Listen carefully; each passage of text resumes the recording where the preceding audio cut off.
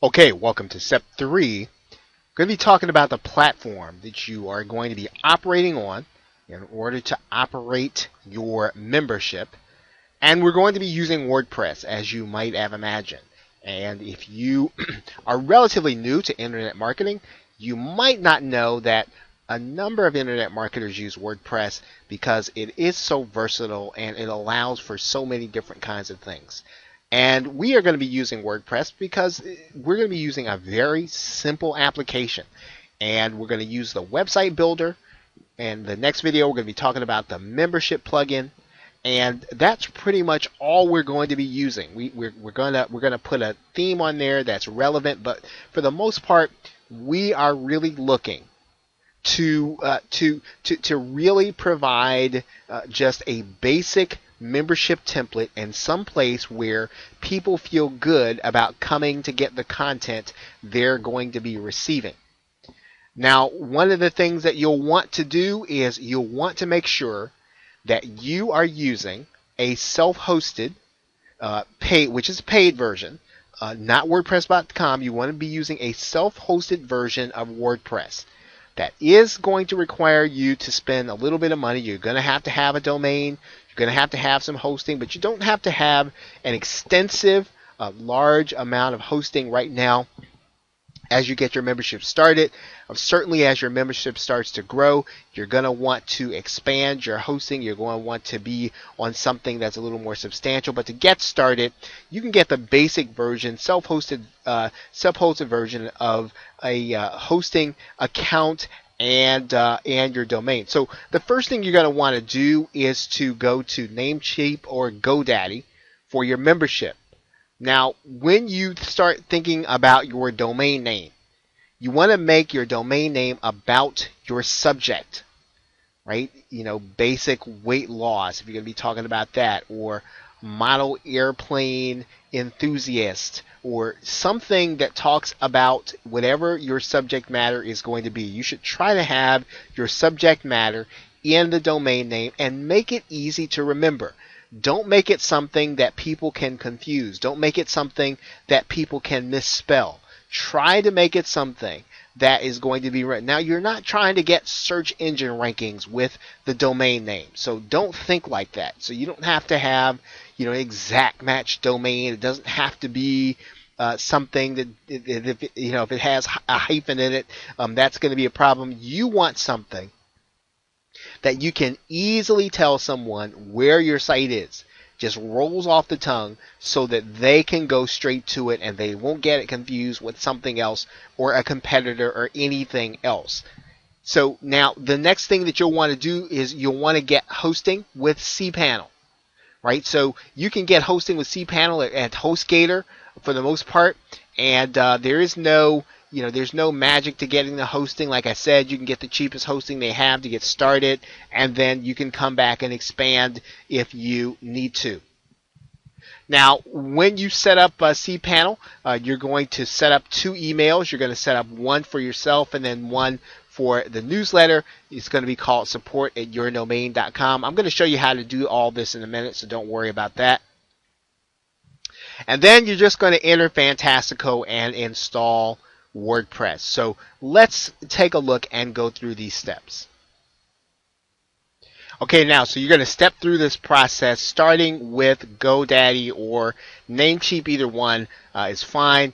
Now, if you just are kind of in a quandary about how you're going to choose a domain name, one of the things you can do is you can go to a site called namedroppers.com. You can put in your keywords. I just said model airplane.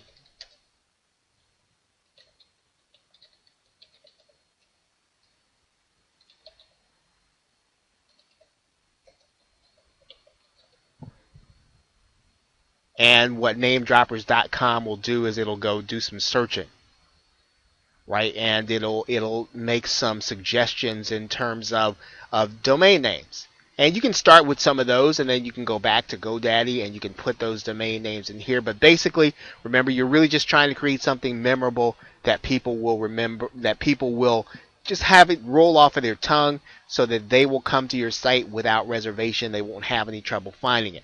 So once you've chosen the domain name, what you're going to want to do is you're going to want to go get some hosting. You can do that at HostGator, and they've got fairly affordable hosting. And really, if you want to get your hosting from someplace else, you can. A lot of internet marketers use HostGator. You can get it hosting starting at $3.96 a month, and you can start out with your basic plan. And all you really want to do is you want to make sure that you're going to have cPanel on your hosting account. Now, once you've already chosen your hosting and you've gotten inside of it, then what you're going to do is you're going to come into your cPanel. And when you're inside of your cPanel, one of the first things you're going to do is to create an email account. So what I like to do is I like to go to the cPanel email and just go to email accounts.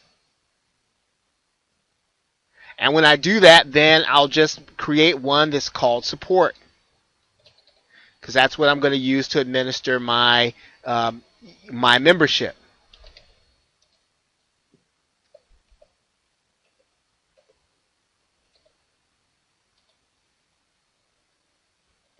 All right.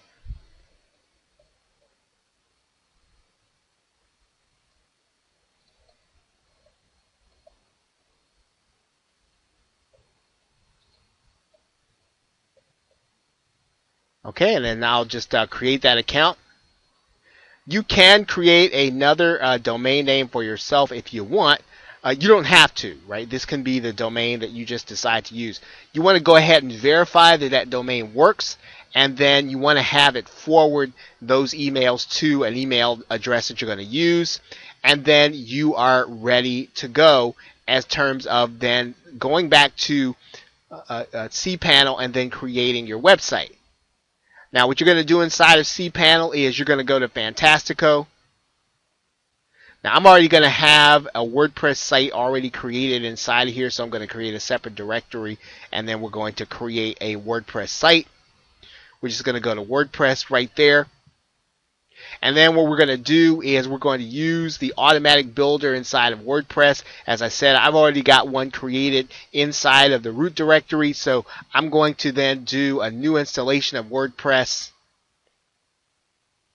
And in this particular case, you are going to want to put WordPress into a directory, right? And so what I'm going to suggest that you do is you're going to install WordPress inside of the directory called members.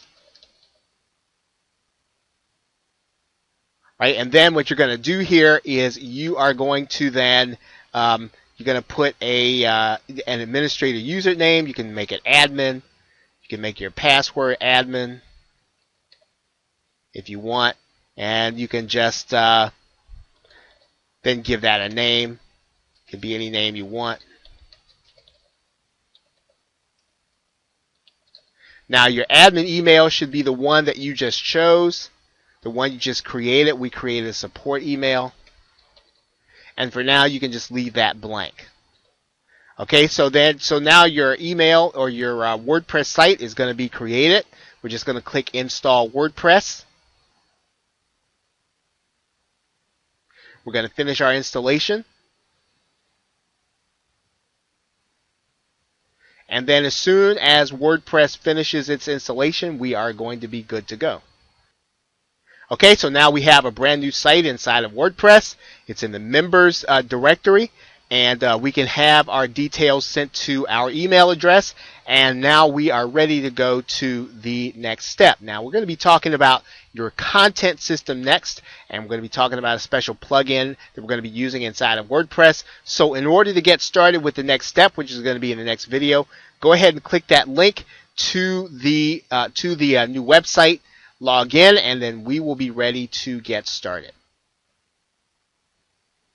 And with that, thanks, and I will see you in the next video.